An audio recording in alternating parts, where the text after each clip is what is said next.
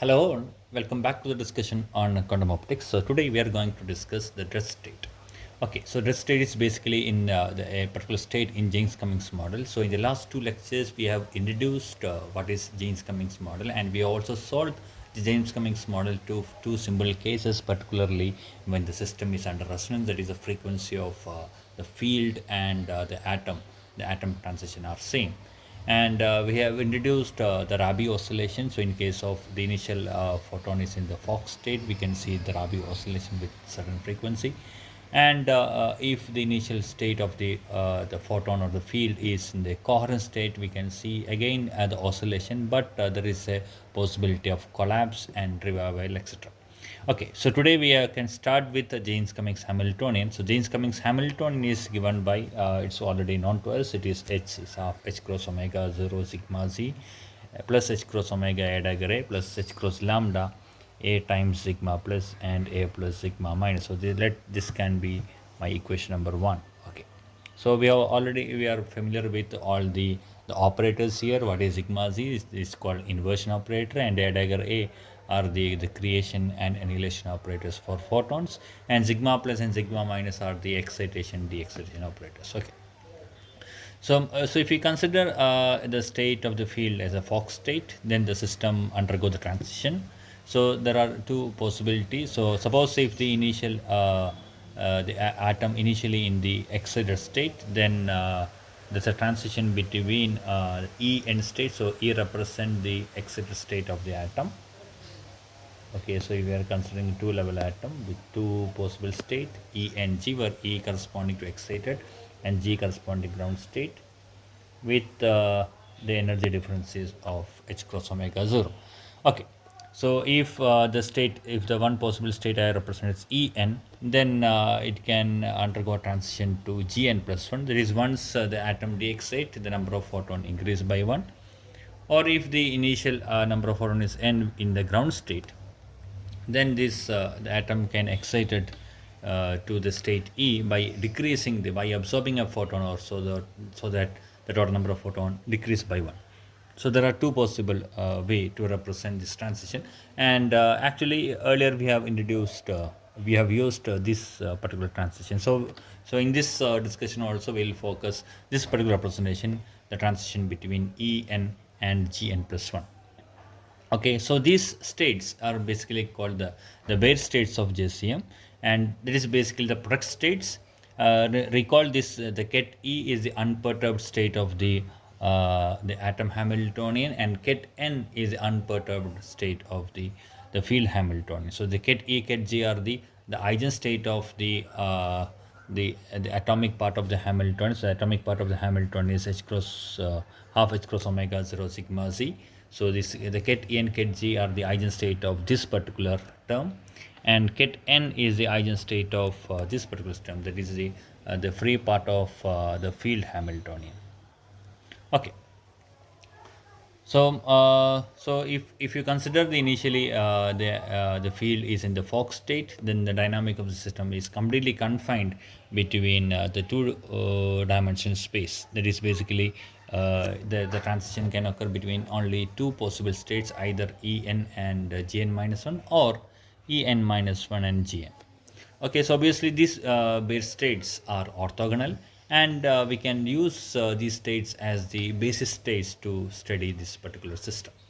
Okay, so in the basis of En and Gn minus, so now hereafter I'm going to slightly change my notation. So in the textbook, the notation we have used is En, and for the to simplify my writing, I'm going to denote the ket E tensor product ket N is simply as ket E comma N. Okay, so the ket E comma N represent it's a tensor product between a bare state E and a bare state N. So this ket E N is basically a bare state.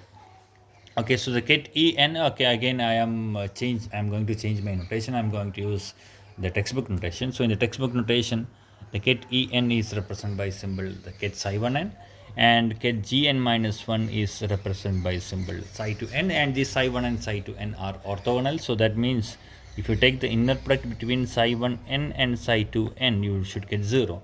Okay, and the transition happens only between these two states, so therefore these can be considered as the basis states of the Jaynes Cummings system. Okay, now in this basis states I can find out my Hamiltonian.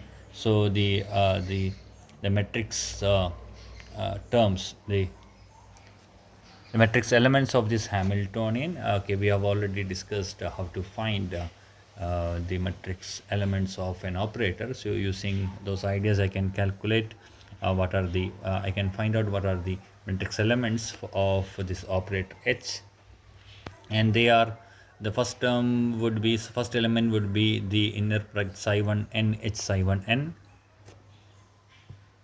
Okay, so we can calculate this. So this calculation I am leaving to you. It is very simple calculation because we already know H and we already know what is my psi1n. So just first calculate what is H acting on psi1n, then take the inner product with the brass psi1n. So that is very simple task. Okay, so we can find each of these elements. So this exercise I am leaving to you. Okay, I'm not going to show the steps here. Okay, and that is very straightforward steps, and if you do this calculation, I can get the complete matrix elements. So remember, if you just if you're just referring your textbook, so there are small problem with the notation. So some at some places H bar is missing, H cross is missing, so you should be taken care of all these things while you are reading your textbooks. Okay, so particularly if you look at the matrix representation of this Hamiltonian, so in the textbook, the H cross is missing in the first term and as well as in the last term. Okay, so I think you can taken care of all these aspects. Okay, there is not much an issue. Okay, there is simply a typographical errors. Okay, now if you look at this matrix elements, there are four matrix elements, and basically we have got the matrix of the Hamiltonian. Now once you got any matrix, you can calculate its eigenvectors and eigenvalues. Okay, so that is again a standard practice how to calculate their eigenvalues. Okay, so that steps I am also leaving to you. You can use either you can manually calculate it, or you can use um, program like the SymPy, or basically Python program you can use. So by using SymPy, you can calculate this eigenvalues and eigenvectors directly without of much effort. But all these things you can do it yourself, because we have already have done many calculations of calculating eigenvalues of and eigenvectors of different matrices. I think from maybe an 8 or 9 standard onwards. So obviously you can do it. Okay, so this part I am leaving to you as an exercise. So you can calculate the eigenvalues of these two eigenvalues of this matrix. This is a 2 by 2 matrix. Obviously maximum it can have two eigenvalues, and these two eigenvalues, there are distinct, we are getting distinct eigenvalues, and they are n plus half h cross omega plus or minus h cross capital omega n of delta, where delta is omega 0 minus omega. Okay, so better I should put some numbers here. Okay, I have forgotten. So this is equation number 1, and the psi1 n, this can be equation number 2, and this can be equation number 3, and the matrix representation can be equation number 4, and these are the eigenvalues, can be equation number 5, this equation number 6, and equation number 7. So delta is called detuning, and it is a difference between the atomic transition frequency and the field frequency is represented by omega 0 minus omega, and capital omega is square root of delta square plus 4 lambda square n plus 1 square. Okay, so these energy eigenvalues are distinct. Okay, and delta is called detuning, and in resonance is delta equal to 0. So therefore your capital omega n would become 2 lambda times n plus 1, and recall this is nothing but your Rabi frequency. Okay, and usually we'll denote by symbol capital omega n. Okay, next we can calculate its eigenvectors. Again, it is a part of exercise to you. It is a slightly complicated one. Okay, so if you just calculate the eigenvector of for the first eigenvalue, that is for E plus, I am going to represent that eigenvector as ket n comma plus, and that is exactly cos of phi n by 2 psi 1n plus sine of phi n by 2 psi 2n. So it is a superposition of two bare states psi 1 and psi 2n, and the eigenstate corresponding to E minus is, I am going to represent as ket n minus. Okay, so let us put some equation number for it. So let this can be my equation number 9, and this can be equation number 10. So equation number 9 and 10 gives the eigenvectors of the Hamiltonian, two eigenvectors corresponding to two different energies, the E plus and E minus, and they are just the superposition of psi 1 n and psi 2 n, and they are the bare states. And the phi n, the expression for phi n is given as tan inverse of 2 lambda root n plus 1 divided by delta. So this can be equation number 11. Okay, now these are the eigenstates of Hamiltonian, and these states are now onwards we'll call it as a dressed state. Okay, the states the ket n plus and ket n minus are referred as the dressed state in Jaynes Cummings model. Now recall these states are the eigenvectors. These are the energy eigenvectors, or these are the eigenvectors of the Hamiltonian. So therefore it is nothing but it is also called as stationary states. So dressed states is basically the stationary states in the Jaynes Cummings model. Okay. Now we will discuss its importance later. So before that, we can have a further discussion about the rest state. So in the absence of interaction, the bare state will have some definite energy. So the interaction in the absence of interaction means lambda equal to 0. That is the interaction term is 0. So in the absence of interaction, the bare state psi 1 n, which is represented by symbol E n, so it will have a definite energy h cross omega 0 by 2 plus nh cross omega. You can calculate it your own.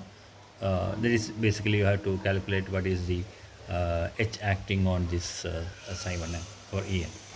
And psi 2 n, again you will get a different energy for psi 2 n.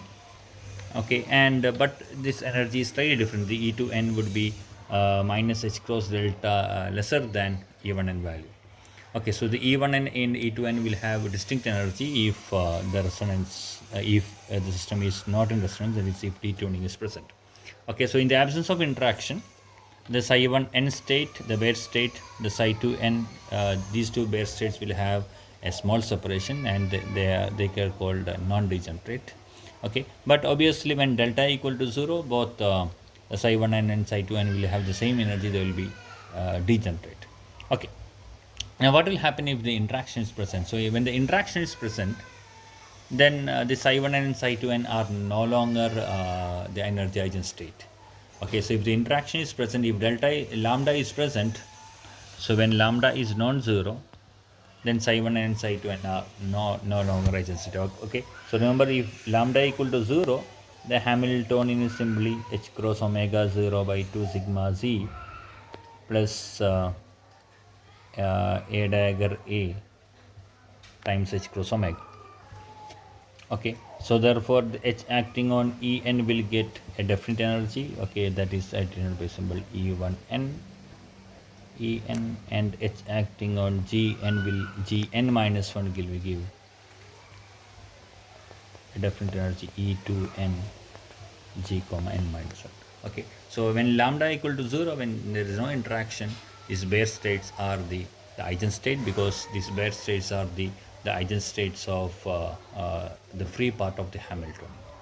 Okay, and when interaction is present, then the eigenstates, the energy eigenstates are the dressed states, the n plus and n minus, and their energy is the energy separation is slightly more. It is not simply equal to h cross delta, because if you look at the energy eigenvalues of the dressed states, okay, the energy eigenvalues of rest state is from equation number 5. The E plus will be having energy n plus of h cross omega plus h cross capital omega, and E minus is having energy n plus of h cross omega minus h cross capital omega n. So therefore, obviously, the difference between this energy would be 2h cross capital omega, and it would be greater than h cross delta. So that means in the presence of interaction, the separation between the energy eigenvalues would be greater. Okay, so that is what I am going to represent using this figure. Okay, so when lambda equal to 0, the energy eigenstates are the bare states, and it will be having a slight energy difference. And when interaction is present, that is when lambda is non-zero, then separation between the energy eigen states, and those states are called rest states, and the separation is even greater. It is separation would be 2h cross capital omega. Okay, so that is what I have written here. So in the presence of interaction, the splitting increases, and the splitting of these bare states into the rest states is a kind of Stark shift, and this Stark shift is called the dynamic Stark shift or AC Stark shift. Okay, so finally, so when the resonance, if the system is under resonance, then we already said that delta is zero, and the bed state will be having the same energy. Both the bed states will be having the same energy, but the rest state obviously will have a different energy, because omega n of delta is depending upon, is basically root of delta square plus 4 lambda square n plus 1. So therefore, even when delta equal to 0, omega n of 0 is 2 lambda into n plus 1. So there will be a difference between this energy, I can write by E plus and E minus. So there will be, obviously there will be some difference between E plus and E minus, that is between n plus and n minus levels. Okay. Okay, now at resonance, we can write the basis states, the states n plus and n minus in the very simple form. This ket n plus would be 1 by root 2 e n g n plus 1, and n minus is 1 by root 2 minus e n and g n plus 1. This is basically an entangled states.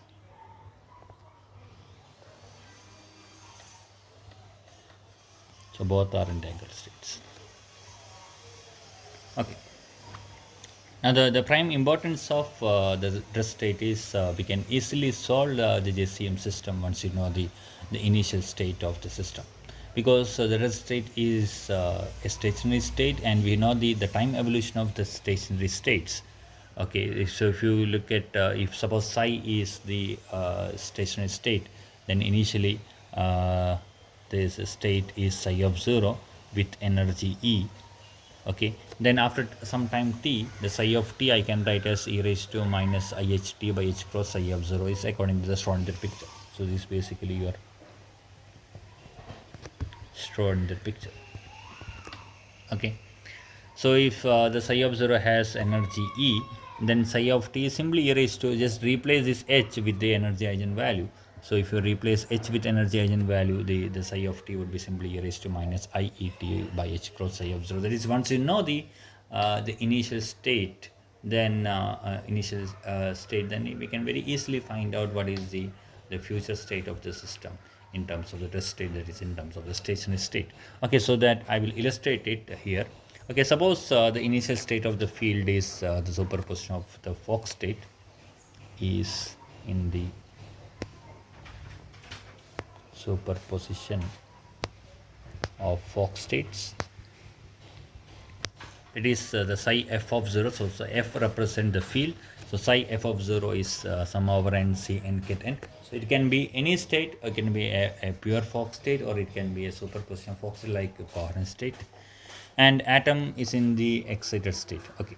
Then the initial state I can write as it will be simply the tensor product between this field, the field state and the atom state. So the initial state of the system is psi af of 0. I can write as sum over n cn of ket n ket e. Okay, so let us put some equation number here. So for that, earlier we have given the equation number up to equation number 11, and let us keep this will be equation number 12, and this equation number 13, and this can be equation number 14, and let this be equation number 15. Okay, so from equation number 15 I have written the initial state of the atom field system. Then after some time, so psi if of 0 is sum over n, Cn. This get Ne, I can simply written as psi1n. Okay, so after some time, this state will evolve with time. Okay, now the psi1n. Okay, now this part, the psi1n, I can expand in terms of the test state. So psi1n is basically a bare state. This is a bare state. Now we can change the psi1n in terms of the test state. So these two other test states. So how to do this? So earlier we have got just opposite relation, that is we have expressed n plus and n minus in terms of psi1 and psi2n. From that, just rearrange it and you can find out the expression for psi1n in terms of n plus and n minus. Okay, so just go back to the previous equations. So if you look at the equation number 9 and 10, they are the n plus and n minus in terms of psi1 and psi2n. Okay, so from this it is very easy to find out the expression for psi1n and expression for psi2n. So that I am just leaving it to you as an exercise. I will just tell you the steps. Suppose in equation number 9, if you multiply the entire thing with cos phi, what will you get? The left side will be cos phi n by 2, get n plus, and the right side you will be getting cos square phi n by 2 psi1n plus cos phi n by 2 times psi phi n by 2 into psi2n. That is, if you multiply equation number 9 with cos phi n by 2, you will get an expression. And if you just subtract it with the product of psi phi n by 2 with n minus, what will you get? So what will happen is the term on the right side, the term psi2n will cancel, and on right side you will be having only psi1n, and from left side you will get the combination of n plus and n minus. So by using this step, you can find out the expression for psi1n in terms of n plus and n minus. So obviously you can do it the same thing for the other state as well, the psi2n as well. Okay, so if you do that steps, then I can find the psi1n is cos phi n by 2 times n plus minus psi n phi n by 2 times n minus. So this can be equation number 16. Now substitute equation number 16. Okay, let this be equation number 15a. So substitute equation number 16 in 15a. Then the atom field state, the psi af of 0, it will be a sequence. So sum over n Cn cos phi n by 2 n plus minus psi n phi n by 2 n minus. Okay. Now according to the Schrödinger picture, the state at any later time t, it would be simply e raised to minus I h t by h cross psi a f of 0. Also just replace the term h with the corresponding the energy eigenvalue. Recall this n plus is having energy eigenvalue E plus, and n minus is having energy eigenvalue E minus. So therefore this psi af of t, I can write as sum over n Cn cos phi n by 2 e raised to, okay, so e raised to minus I h t by h cross, instead of h I can just write down what is the eigenvalue corresponding to this n plus, and for the second term the eigenvalue corresponding to n minus. Okay, now it is very easy to calculate the inversion. So we have to do one more step. You have to just rearrange, just rewrite my n plus and n minus in terms of the bare states, and then thereafter you can calculate what would be the inversion value. Okay, so that's all about the test state. So test state, in simple words, they are the eigenstates, or they are the energy eigenstates of Jaynes Cummings Hamiltonian, or they are the stationary states in the Jaynes Cummings system. Okay, so test state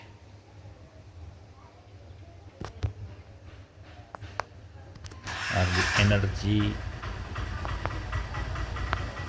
eigenstates of Jaynes Cummings model, or is also called the energy eigenstates are also known as the stationary states in JCM. So that is basically the test state, and we have also discussed how to find out the expression for the test states in terms of the bare state We also shown what is the use of this stress state, that is how we can find the time evolution of the state in terms of the state. So that's all about the topic of the state. So we'll be discussing more interesting topics in the coming lectures. So thank you for watching this video. See you soon.